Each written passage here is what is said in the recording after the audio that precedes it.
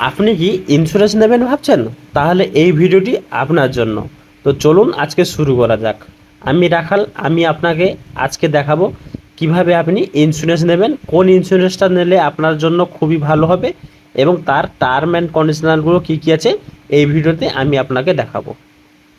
অনেকেই মনে করেন ইন্স্যুরেন্স মানে শুধু টাকা নষ্ট করা, প্রতি মাসে বা বছরে টাকা দেবেন কিন্তু কোনো লাভ নেই। কিন্তু একবার ভেবে দেখুন, যদি হঠাৎ কোনো বড় অসুস্থতার, দুর্ঘটনা বা পরিবারের উপার্জনকারী সদস্যের কিছু হয়ে যায়, তখন কি হবে?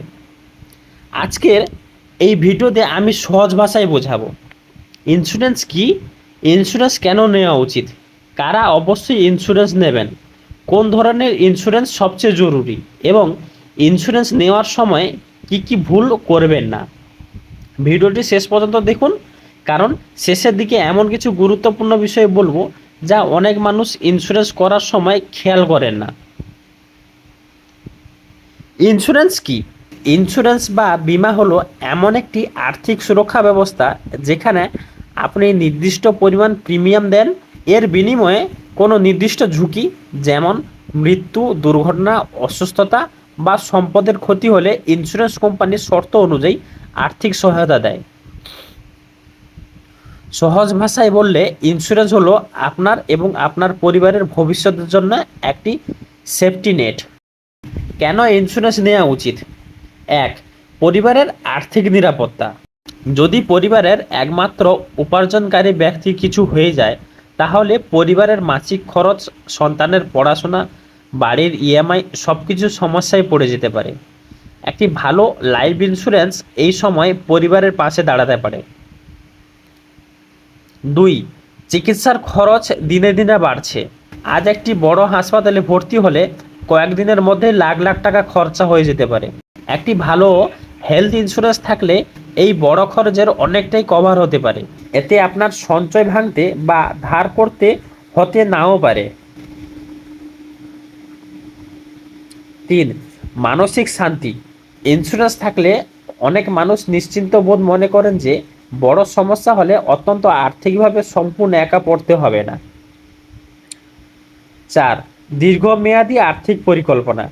কিছু ইন্স্যুরেন্স প্ল্যানারের মাধ্যমে দীর্ঘমেয়াদের সঞ্চয় বা ভবিষ্যতে আর্থিক পরিকল্পনাও করা যায়। তবে সঞ্চয় এবং সুরক্ষার উদ্দেশ্য আলাদা, একটি বুঝে সিদ্ধান্ত নেওয়া উচিত। কারা অবশ্যই ইন্স্যুরেন্স নেবেন? চাকরিজীবী, ব্যবসায়ী, নতুন বিবাহ দম্পতি, যাদের পরিবারের তাদের আয়ের উপর নির্ভরশীল, ছোট সন্তানের মা বাবা, যাদের হোম লোন বা অন্যান্য বড় ঋণ রয়েছে, এদের কিন্তু অবশ্যই ইন্স্যুরেন্স নেওয়া উচিত।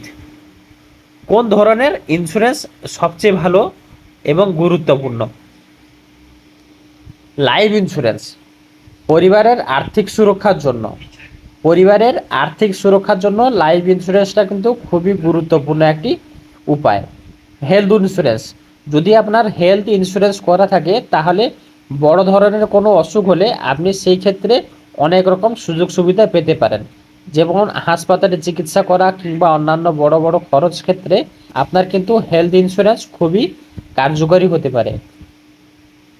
মোটর ইন্স্যুরেন্স, যদি আপনার কোনো গাড়ি, বাইক ক্ষতি হয় তাহলে কিন্তু আইনগতভাবে আপনি এর ইন্স্যুরেন্স পেতে পারেন।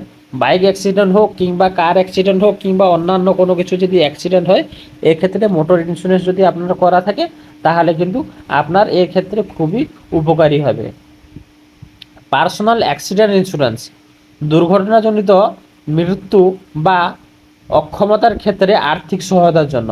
এর অর্থ, যদি দুর্ঘটনাবশতভাবে আপনার কোনো কিছু ক্ষতি হয়ে যায় কিংবা আপনি বিকলাঙ্গ হয়ে যান কিংবা আপনার যদি মৃত্যু হয়, তাহলে কিন্তু যদি আপনার পার্সোনাল অ্যাক্সিডেন্ট ইন্স্যুরেন্স করা থাকে এক্ষেত্রে কিন্তু আপনার বড় পরিমাণে টাকার সহায়তা পাওয়া যেতে পারে। ইন্স্যুরেন্স নেওয়ার সময় যে ভুলগুলো করবেন না, কোন কোন ভুলগুলো আপনি করবেন না সেই বিষয়ে এখানে আমি উল্লেখ করছি। শুধু কম প্রিমিয়াম দেখে প্ল্যান কিনবেন না, এক। দ্বিতীয় হচ্ছে শর্ত না পড়ে পলিসি নেবেন না। তৃতীয় হচ্ছে নিজের আয়ের সঙ্গে মিলিয়ে কভার ঠিক করুন।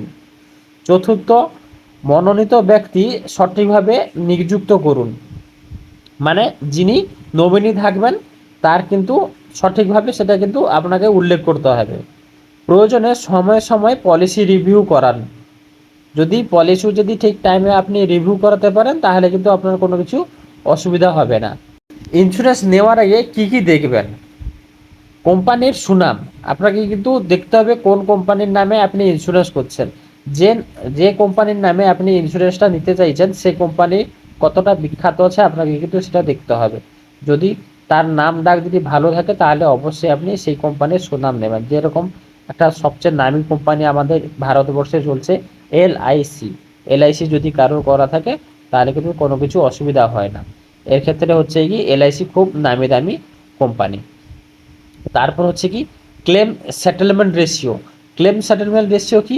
যদি ক্লেম সেটেলমেন্ট যখন আপনার কোনো কিছু ইন্স্যুরেন্স কভারেজ ক্লেম করবেন তার রেশিওটা যদি খুব দীর্ঘমেয়াদী হয় কিংবা অনেক দিন সময় লাগে সেক্ষেত্রে কিন্তু আপনি সেই ইন্স্যুরেন্সটা নেবেন না।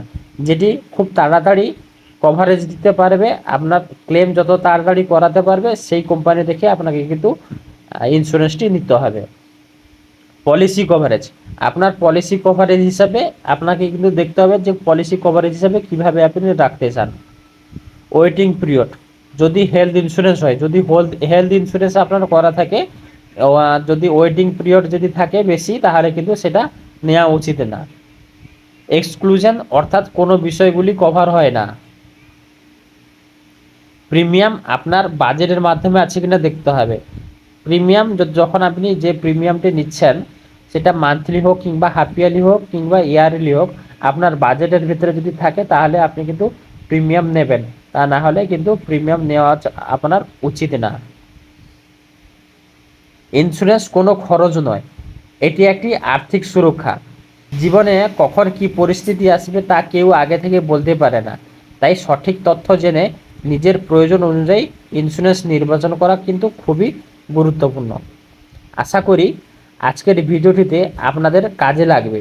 ভিডিওটি যদি ভালো লেগে থাকে তাহলে অবশ্যই লাইক করুন, বন্ধুদের সঙ্গে শেয়ার করুন এবং এমন আরও ফাইন্যান্স বিষয়ে ভিডিও পেতে চ্যানেলটিকে সাবস্ক্রাইব করে বেল আইকনটি চিপে রাখুন। ধন্যবাদ, আবার দেখা হবে পরবর্তী আরেকটি ভিডিওতে।